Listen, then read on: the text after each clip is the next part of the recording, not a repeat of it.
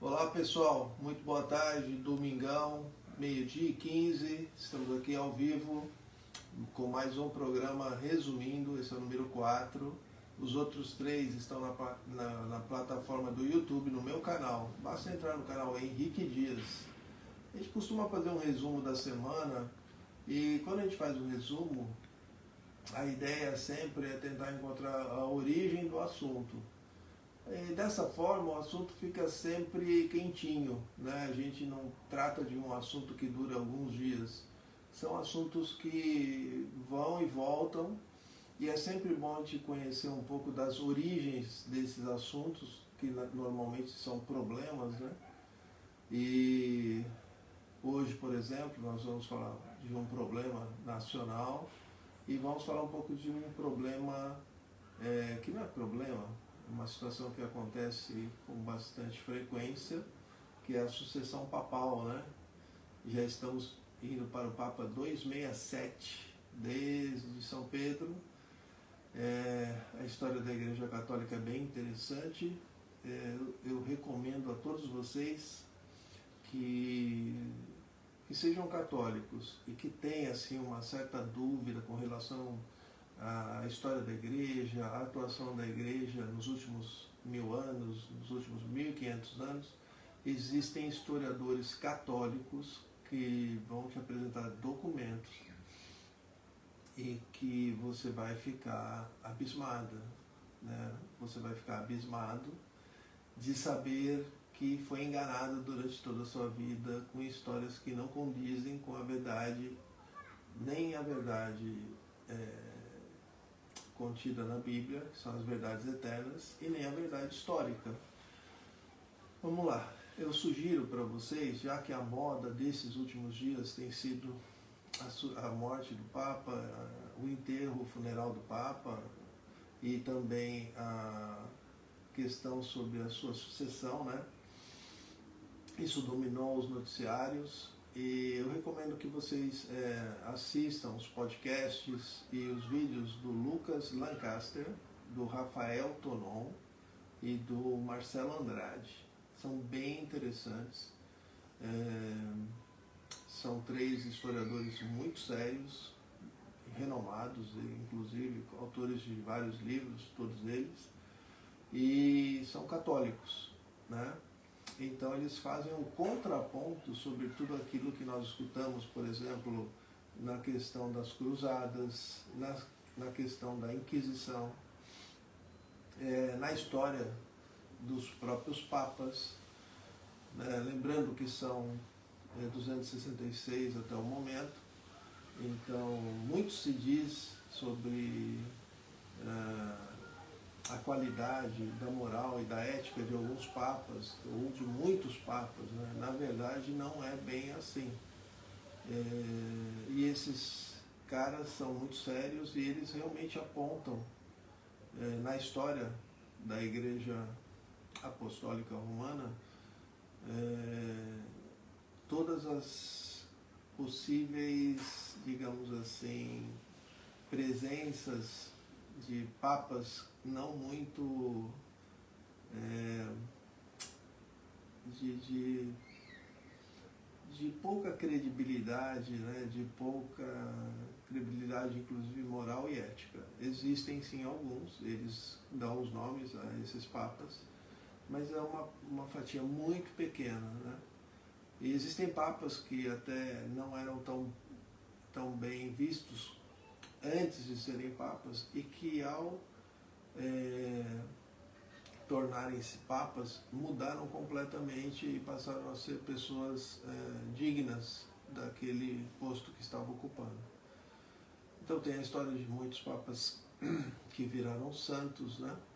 E todos os critérios utilizados para canonização, como funciona isso, são detalhes, são muitas coisas e só mesmo fazendo uma entrega de uma boa parte do seu tempo para assistir essas aulas desses professores, para entender um pouquinho, né?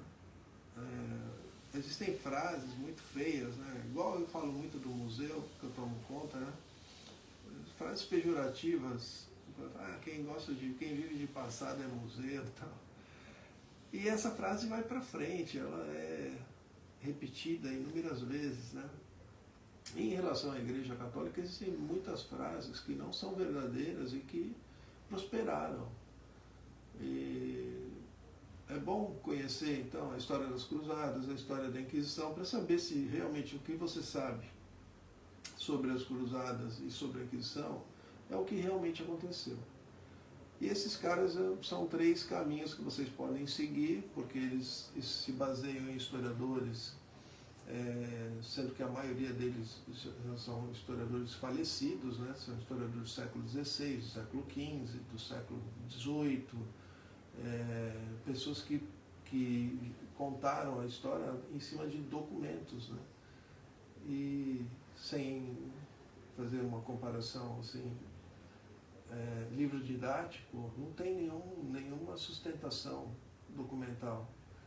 Simplesmente são histórias construídas, narrativas construídas e repetidas exaustivamente. Quando você vai checar as fontes, você não encontra, né? Essas fontes não existem.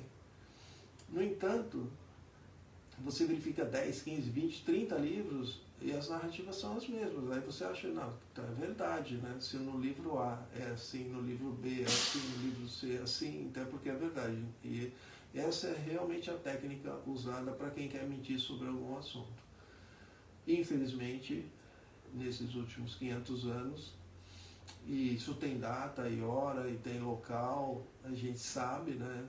A partir de 1517, por exemplo, começou uma grande campanha contra a Igreja Católica, contra a idade mais bonita, talvez, da cristandade, que foi século X, XI, XII, né? Que foi taxado, foi rotulado de século, foi período das trevas, né? E ao contrário, né? Quem vai hoje até a Europa, em várias cidades de diversos países, você vai encontrar as maravilhosas catedrais, né? São obras que foram construídas nesse período, por exemplo, né? O gótico não tem nada a ver com o escuro, com o negro, ao contrário, a valorização do espaço, da luz, né? Da amplitude, arquitetura espetacular, dificilmente se repetirá, dada a necessidade de artistas, né? Cada detalhe, cada portal, cada vitral, tudo muito bem feito, uma coisa que está lá há 700, 800 anos.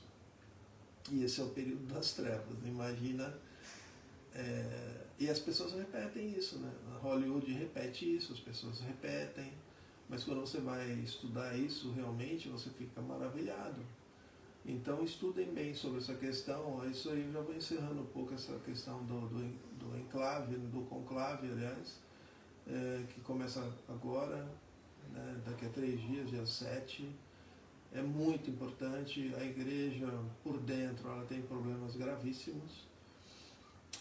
O século XX foi um século muito, muito ruim para a Igreja Católica. As influências progressistas, né, minando a Igreja por dentro. Esse último Papa é um exemplo disso. Quando você acompanha a mídia falando bem do Papa e tal, uma mídia que sempre falou mal dos Papas, falar bem desse, é porque é parceirão, né? É coleguinha. Então é só ir ligando os pontos que você vai descobrir, e a sucessão papal vai ser muito interessante. Existem várias teorias, né, do continuismo, do progressismo dentro da igreja, talvez uma sucessão, um pêndulo, né, o pêndulo bateu lá no Francisco, agora tem que voltar aqui para o outro lado, porque antes foi o Ratzinger, tipo aquele, você ganha agora, eu ganho o próximo, você ganha agora, eu ganho o próximo, ou não, foi para lá e vai continuar indo para a esquerda. Isso também são várias maneiras de interpretar o que está acontecendo. E esses 3 autores, professores que possuem canais no YouTube, o Lucas Van Caster, o Rafael Tonon e o Marcelo Andrade, têm muitas informações bem importantes, baseadas em pessoas que estudam essa questão da sucessão papal, da história moderna dos papas, todas essas questões ligadas às questões ecumênicas, né? O direito canônico, tudo o Vaticano II, que é importantíssimo, né? Que foi na década de 60 e mudou bastante a cultura do mundo ocidental principalmente. Então, quem quiser saber sobre isso, recomendo, esse assunto deve ser tratado com quem realmente conhece. Um outro assunto, agora voltando aqui para as nossas fronteiras, se é que nós temos fronteiras ainda, o Brasil virou uma peneira, né? As nossas Forças Armadas foram retiradas de boa parte das fronteiras, a Polícia Federal também. É uma entra e sai aqui de aviãozinho para lá e para cá, ninguém sabe, ninguém viu, né? As riquezas do nosso país indo embora e entrando muita droga, infelizmente. O Brasil se tornou um entreposto de droga para todo mundo. A apreensão de drogas nos portos e aeroportos do Brasil cresceram muito, principalmente no governo anterior. Os gráficos são impressionantes, impressionantes. Multiplicação, né, da apreensão das drogas, principalmente daquela branquinha, né, que aqui na internet a gente não pode ficar falando certas palavras porque o algoritmo bloqueia o vídeo. Então, internamente, nós não temos mais aquelas fronteiras que um país soberano deve ter, né? O acesso a todos 100% do território também não se pode ter, porque já tem uma parte do nosso território que pertence a uma certa categoria de brasileiro, e outros brasileiros não podem ir nesse território, mas estrangeiros podem ir. Quer dizer, são essas incoerências que me forçam a dizer a vocês, e eu tenho repetido isso em alguns comentários, que a República acabou. A República acabou, ela começou podre lá em 1889 e ela agora está completamente apodrecida. Infelizmente, passamos esses 136 anos, estamos prestes a completar 136 anos de etapas, uma mais negativa que a outra, uma mais nefasta que a outra. Nós fomos abandonando, né, a nossa condição de império, de um país realmente um império que existia dentro do que se conhece por nação, é incomparável com o que é hoje, né? A nossa soberania de antes, o nosso poderio militar de antes, o nosso poderio mercantil, né? A nossa marinha era uma das maiores do mundo, estava com certeza entre as 5 maiores marinhas do mundo. Em que lugar vocês acham que a nossa marinha está hoje, né? A gente nem sabe, não tem nem noção, mas pode pôr abaixo da 20ª, 30ª, eu nem pesquisei, estou chutando, tá? Mas à frente do Brasil tem Japão, China, Coreia do Sul, Coreia do Norte, Rússia, a Alemanha, França, Inglaterra, Estados Unidos, Canadá, uma série de países aí. Nós devemos estar para baixo do 20º, Índia está acima do Brasil, Austrália. Vou até pesquisar isso para um próximo comentário. E aqui no Brasil, então, nós estamos vivendo realmente um processo de fundo do poço, não sei, né? Porque aqui nós sempre nos surpreendemos com um alçapão que está lá no fundo do poço, né?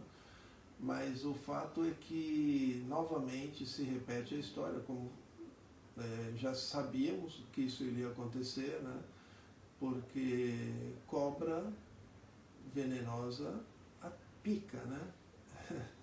Aranha venenosa pica, escorpião venenoso pica e ladrão rouba, né?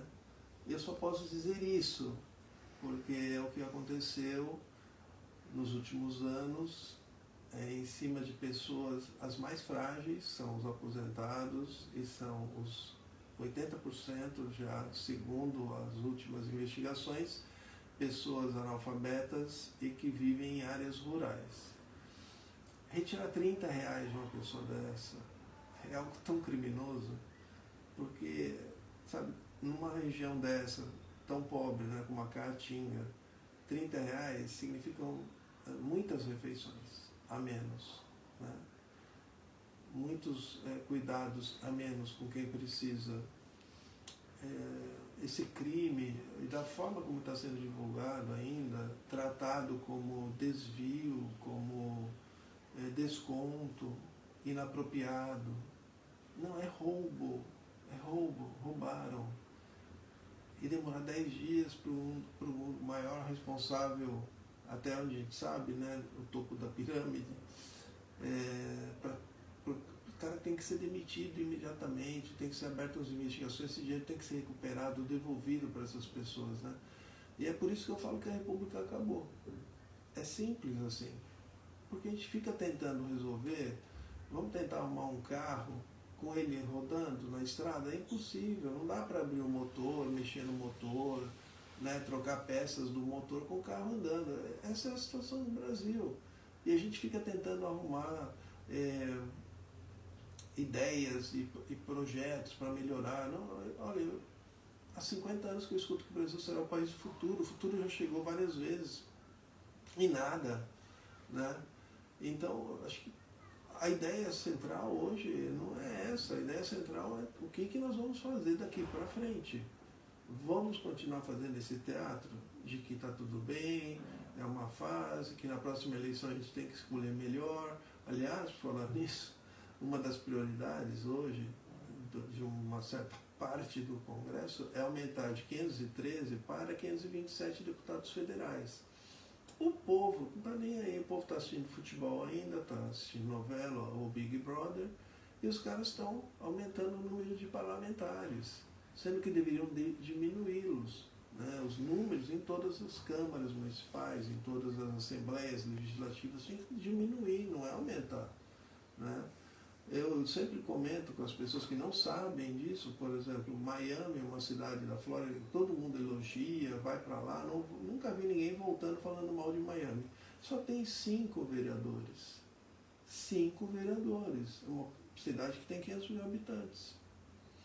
Por que uma cidade aqui do Brasil que tem 290 mil tem que ter 19 vereadores? A outra cidade que tem 80 mil tem que ter 13 ou 14 vereadores? Né? Aí você multiplica isso por 5.570 municípios, aí você vai passar de 60 mil vereadores. Esse número tinha que cair drasticamente para 10 mil. Né? Olha quantos milhões por mês, bilhões por ano nós iríamos economizar. É só fazer conta, gente. É tão simples. É tudo, faz conta. Faz a conta, vai chegar ao resultado original do problema. Né? Para que eu vou ter um Ministério da Educação centralizando tudo lá, gastando bilhões com burocracia, se eu posso resolver isso na cidade? O dinheiro não precisa nem sair daqui, arrecadado aqui é que fica aqui administrado. Ah, mas vai ter corrupção. Ah, gênio. Lá em cima não tem corrupção, né? Só aqui embaixo, só no município que tem. Para que eu vou mandar o dinheiro lá para cima, para depois eles redistribuírem? Aí eles montam uma máquina com 600 mil funcionários, sendo que eu poderia usar esse dinheiro para investir na educação local. Né? Para que eu vou mandar R$1.000 lá para Brasília e volta 100? Não dá, né, gente? Vamos pensar um pouquinho. O que aconteceu aí no INSS é roubo, tá? Não é um desvio indevido, não. Essa gente tem que ser presa. Esse dinheiro tem que voltar para quem foi retirado, tá certo? Um ótimo domingo a todos, fiquem todos com Deus, eu volto numa próxima resumindo. Tchau, tchau.